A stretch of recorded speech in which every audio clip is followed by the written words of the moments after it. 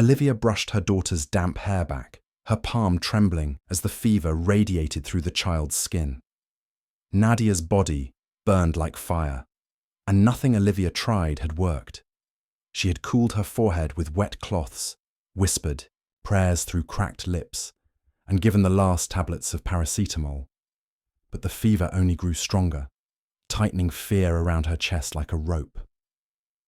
Since the accident that took her husband Sam months ago, life had been nothing but a struggle.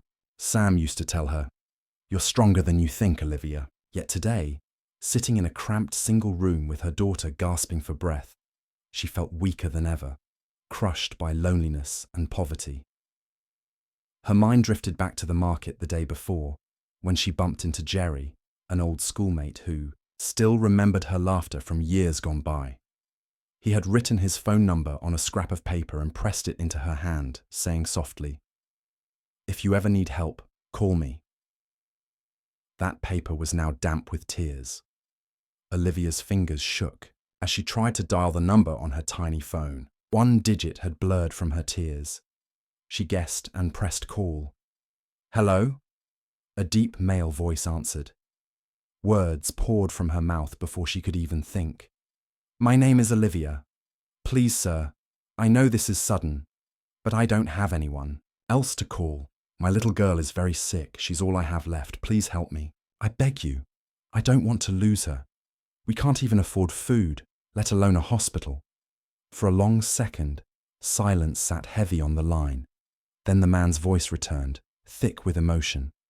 "Olivia, you were trying to call Jerry, but you reached Benjamin Anderson instead." Her heart nearly stopped. That name was everywhere in Lagos, on billboards, in the newspapers, and in the mouths of people speaking about power and wealth. Benjamin Anderson, the billionaire CEO of Ben Enterprises. She pulled the phone back to check the screen, certain she had made a mistake, but his voice continued, calm, yet aching with memory. "I believe there's a reason you called me," Benjamin said. "I was once a father. I lost my wife and daughter in a plane crash 2 years ago. I know the helplessness you're feeling right now. You don't need to know me for me to help you. Send me your address immediately. I'm sending my team for your child." Olivia's lips trembled. She wanted to argue, to say this was a mistake, to whisper that she didn't deserve such help. But Nadia groaned in her arms, her body burning hotter. Olivia closed her eyes, swallowed her pride, and whispered her address before ending the call with a shaky, "Thank you." Nadia, half conscious, stirred and whispered weakly, "Mommy, don't worry. It won't just be a dream." Outside, life in the Lagos street carried on. A hawker shouted, "Pure water!" and a Danfo bus rattled past. But in Olivia's room, time stood still. Help was coming, though she could hardly believe it. The compound, where Olivia lived, was always noisy. Children running barefoot, mothers cooking by kerosene stoves, neighbours arguing about water. But that evening, when the sound of large SUVs rolled to a stop outside, the entire place went still. Engines hummed low, doors clicked open, and people rushed to their windows, whispering in disbelief. Wealth never came here. Only struggle lived. Here, from the last vehicle stepped a tall man in a dark suit. His shoulders were broad, his movements calm, his presence commanding without a word spoken. It was Benjamin Anderson. Faces parted for him the way water parts around a stone. No one told them to move. Something about him made them step aside. He walked down the narrow passage, reached room 7, and knocked softly before pushing the door. "Open." "Olivia?" he asked gently. She was already on her feet, clutching Nadia to her chest. For a moment, her tongue refused to work. She had imagined him cold, untouchable, like the stories in the papers. But the man before her did not look like a hard businessman. His face carried kindness, and his eyes held the heaviness of someone who had known deep sorrow.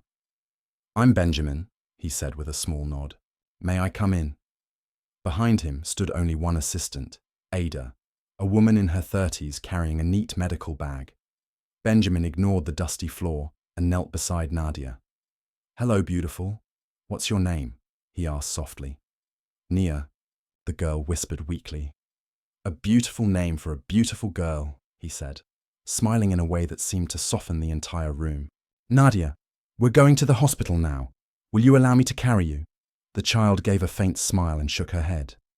"I can still walk, sir." Benjamin chuckled. "Then I'll walk with you." He offered his arm like a careful guard. Olivia hurried to grab the few things they owned, a wrapper, a bottle of water, their small prayer book. As they stepped into the courtyard, every neighbour watched in stunned silence. Some whispered, some crossed themselves, others simply stared. The sight of a billionaire in their midst was like a scene from a film. Olivia's chest burned with shame and pride all at once. She kept her eyes fixed on her daughter's steps. Inside the SUV, the world felt different. Cool air filled the space, soft seats cradled them like clouds. Olivia struggled not to sink into them like a dreamer. Benjamin sat in front, half turned toward them, his voice steady. "Everything will be okay. We're going straight to the private wing of Bethany Medical. The doctor is already waiting." Olivia swallowed hard. Her voice trembled. "Why are you doing this?" Benjamin met her gaze. "Because when my world shattered, I learned money only matters when it becomes kindness. You called me today, Olivia. I will not ignore that." Her lips quivered, but she forced back her tears. She looked at Nadia, who was staring out the window. At the passing city, shops stacked with tomatoes, a cobbler bent low over his work, streetlights flickering awake. For the first time in months, the world outside looked beautiful. Bethany Medical's private wing glowed like a palace of glass and steel, far removed from the rust and dust of Olivia's world. Nurses in crisp uniforms moved with precision, doctors barked soft instructions, and the scent of antiseptic filled the air. Olivia clutched Nadia's hand tightly as they were rushed through white corridors, her mind spinning as though she had stepped into another universe. Benjamin walked beside them, his presence calm and grounding.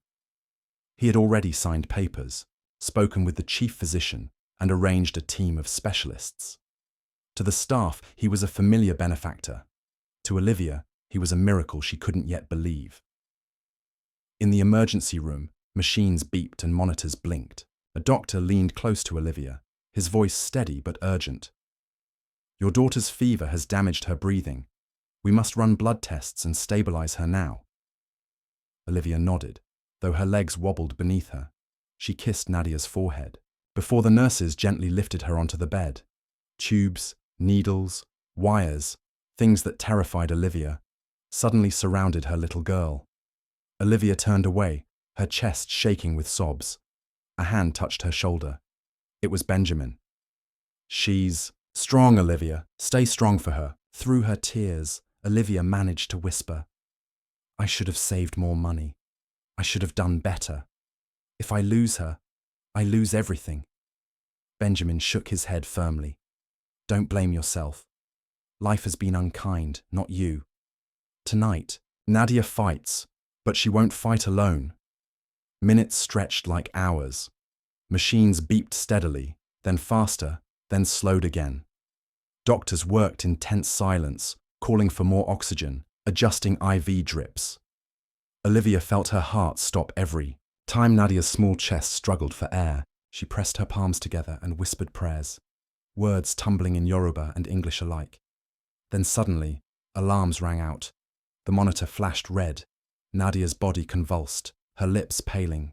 Nurses shouted, "She's crashing! Prepare adrenaline!" Olivia screamed her daughter's name and surged forward, only for Benjamin to catch her. His arms wrapped around her, anchoring her as chaos unfolded. "Let them work, Olivia. Please.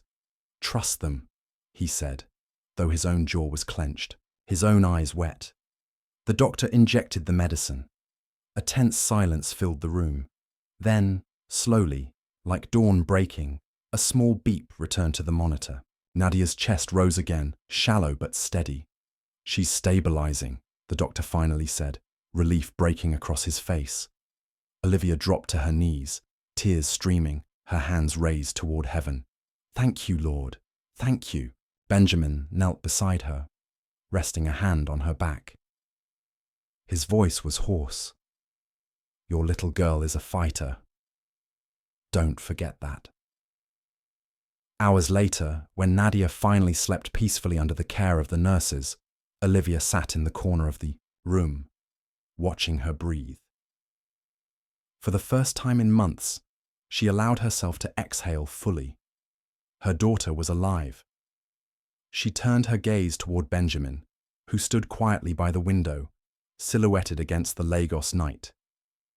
In her heart, something shifted. This man was no longer a stranger.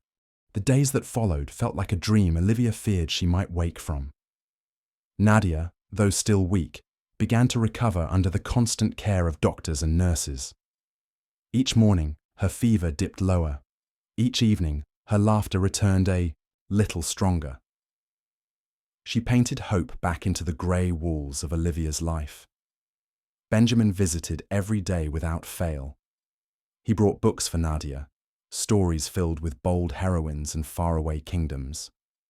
He sat by her bedside, listening as she tried to read with her small, trembling voice, gently correcting her when she stumbled over words. Olivia watched silently, her heart swelling in ways she could not explain. When Benjamin wasn't with Nadia, he was speaking with Olivia. Sometimes about simple things. Her favorite food, the songs Sam used to hum, memories of her childhood in Abeokuta. Other times, his voice dipped into heavier tones, about the loneliness of empty mansions, about silence echoing through halls where laughter once lived. The two broken souls found themselves leaning on each other without planning. Meanwhile, back at the compound, life buzzed with rumors. Neighbors gathered in corners, their whispers sharp as knives. "Have you seen Olivia lately? She walks differently now." "Different? My sister, she's carrying luck on her head." Imagine Benjamin Anderson himself visiting her room. Men like that don't help for free. Just wait and see. Olivia heard the gossip whenever she returned to collect clothes or check on unpaid rent. Faces that once pitied her now looked with suspicion or envy. She tried to ignore them, but each word stung. She wanted to scream that it wasn't like that Benjamin's help was pure, that all she cared about was her daughter's healing. But she kept her silence, knowing the truth lived only in her heart. One evening, as she folded Nadia's small dresses in the hospital room, she turned to Benjamin and whispered, "People are saying things about us. Ugly things." He leaned against the window frame, arms crossed, gaze steady. "People will always talk, Olivia. They see only what they want to see. What matters is that your child is alive. The rest? Noise." His calmness soothed her, though deep inside she wondered if life could ever truly return to normal. As days stretched into weeks, Nadia grew stronger. She began to walk the hospital corridors, her hand clutching Olivia's while Benjamin trailed, behind, carrying her bag of toys. The nurses smiled whenever they passed, some whispering, others outright admiring the unlikely trio. One afternoon, Nadia paused, turned to Benjamin, and said, "Uncle Ben, when I get better, will you come to our house for dinner?" Olivia froze, her face burning, but Benjamin only chuckled, bending low to meet Nadia's eyes. "Of course I will. I'll bring the food, and you'll teach me how to laugh again." Olivia's chest tightened. For the first time in years, her future no longer looked like a closed door. Something new was opening. When the doctors finally declared Nadia well, enough to leave, Olivia's heart overflowed with gratitude and fear at the same time. Gratitude because her daughter could breathe, walk, and laugh again. Fear because the safety of the hospital walls would no longer shield them from life's harshness. As she packed Nadia's few belongings, she caught Benjamin watching her carefully, as though weighing her emotions. He insisted on driving them home. This time, the neighbors didn't just peek from their doors. They crowded around openly, eyes wide, voices loud. Children pointed at the shining SUV. Women pressed their wrappers against their waists. Men shook their heads with envy. Olivia's luck has changed, they muttered. Olivia held her head low, wishing the earth would swallow her whole.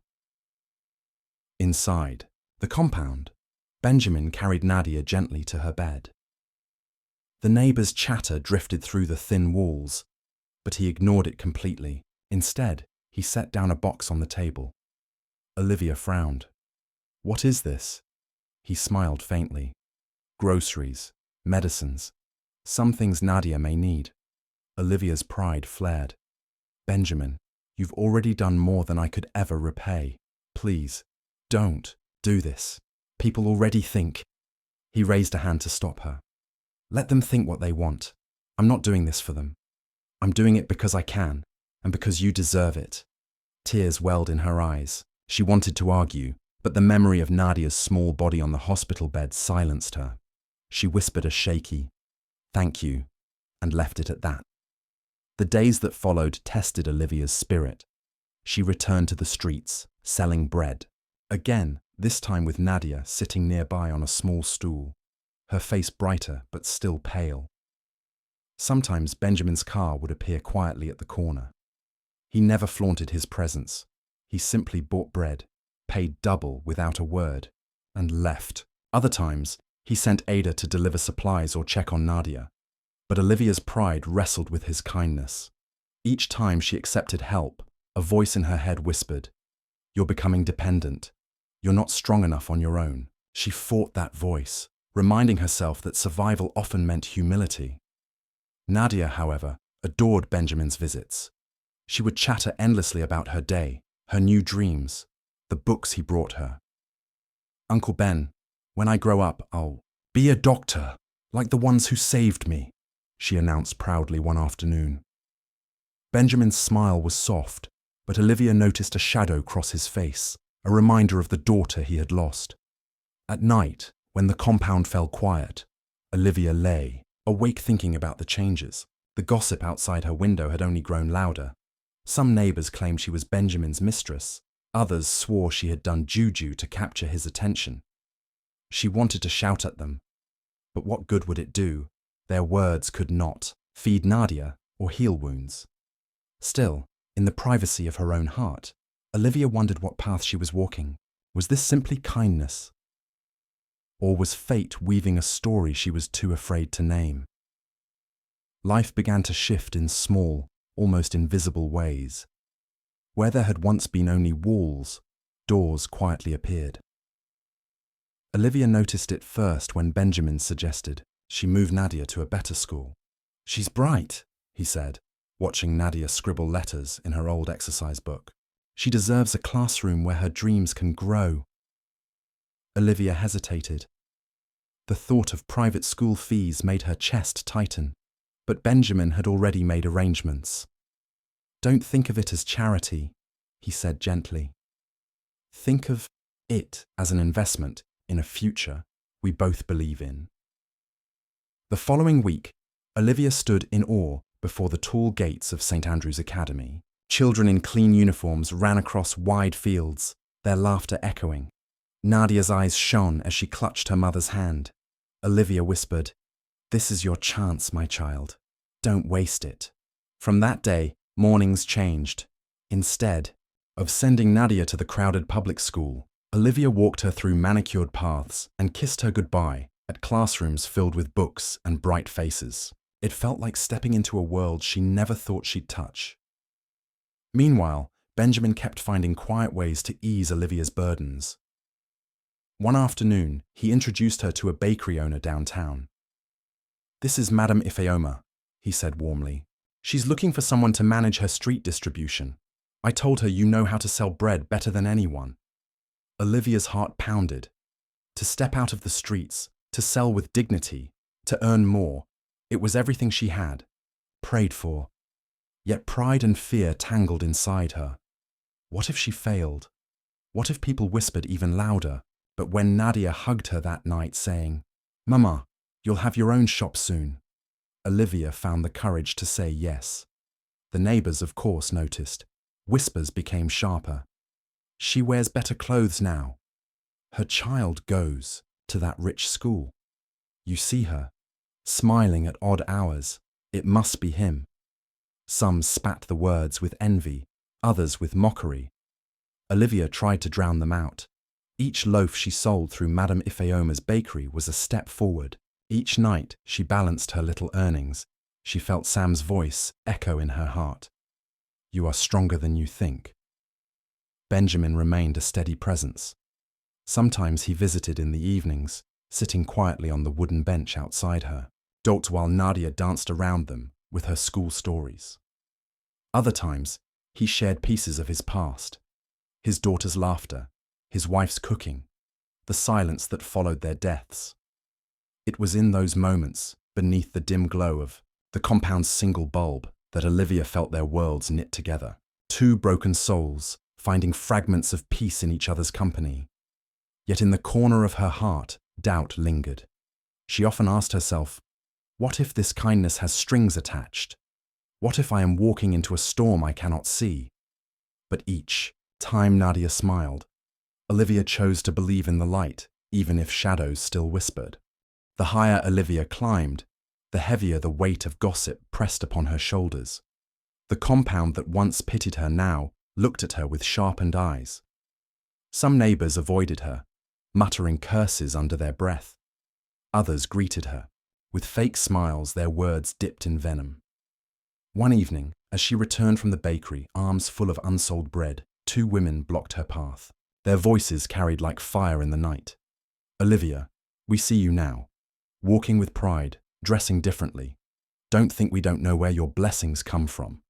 The second woman scoffed loudly, her arms akimbo. That rich man who drives here at odd hours. Don't pretend he's just a friend.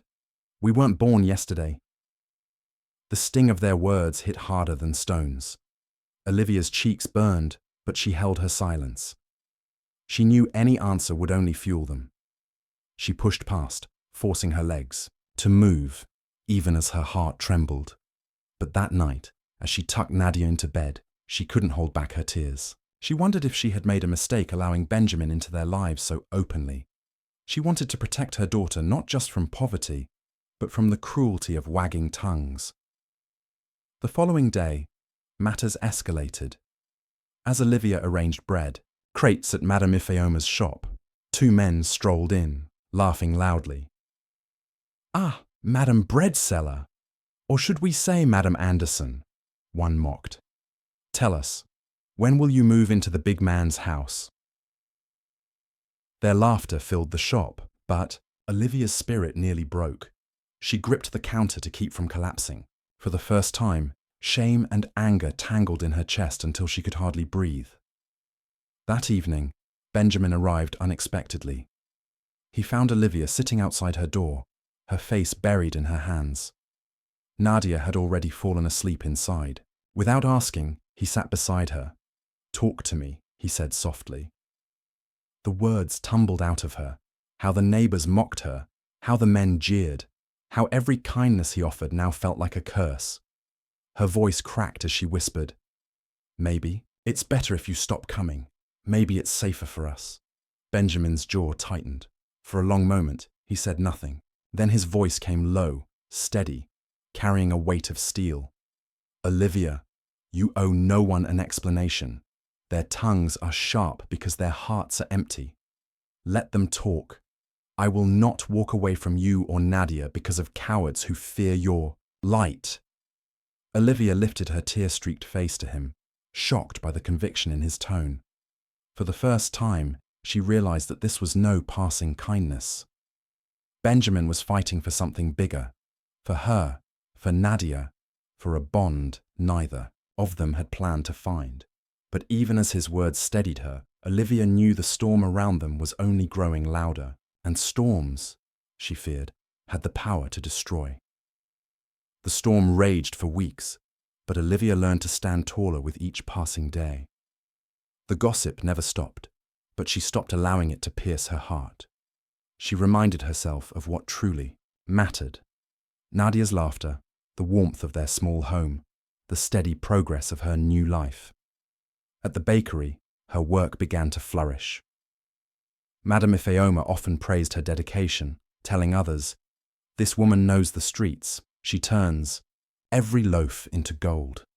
Soon Olivia was managing more than just deliveries. She oversaw orders, trained helpers, and handled customers with confidence she didn't know she possessed. The neighbors noticed, though their whispers took new shapes. Some grudgingly admitted she worked hard.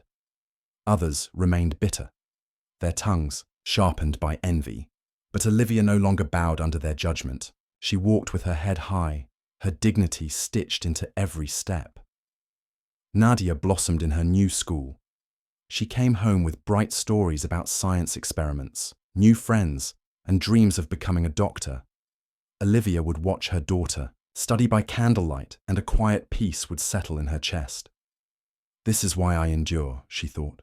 This is why I fight. Benjamin's presence never wavered. He continued to support quietly, never demanding anything in return. But over time, what had begun as gratitude grew into something deeper. Olivia found herself looking forward to his visits, listening intently to his stories, sharing her own fears and hopes. It wasn't a sudden flame, but a steady warmth, one that reminded her of sunlight after years of rain. One evening, as they sat outside beneath a sky full of stars, Benjamin turned to her. His voice was low but firm. "Olivia, I didn't expect this. I only wanted to help you and Nadia. But somewhere along the way, I found a reason to live again. I don't want to hide it anymore. I care for you." Her breath caught. The words hung in the air like fragile glass. For a moment, fear rose. Fear of gossip, of mistakes, of dreams too big for her hands to hold. But then she looked at Nadia, asleep inside, her face peaceful, her future brighter than ever. She looked at Benjamin, whose eyes carried both loss and hope. Slowly, she nodded. "I care for you too, but not for your money, not for what people think. I care because you saw us when no one else did." Benjamin's shoulders relaxed, a rare smile spreading across his face, and for the first time in years, Olivia felt something she thought she had lost forever: belonging. The compound still buzzed with rumors, but Olivia no longer feared them. She had found strength in her struggle, love in unexpected places, and hope where despair once lived. With Nadia's hand in hers and Benjamin's steady presence beside her, she stepped into tomorrow not as the widow everyone pitied, but as a woman reborn. The sun rose on a new dawn, and Olivia was ready to walk into it.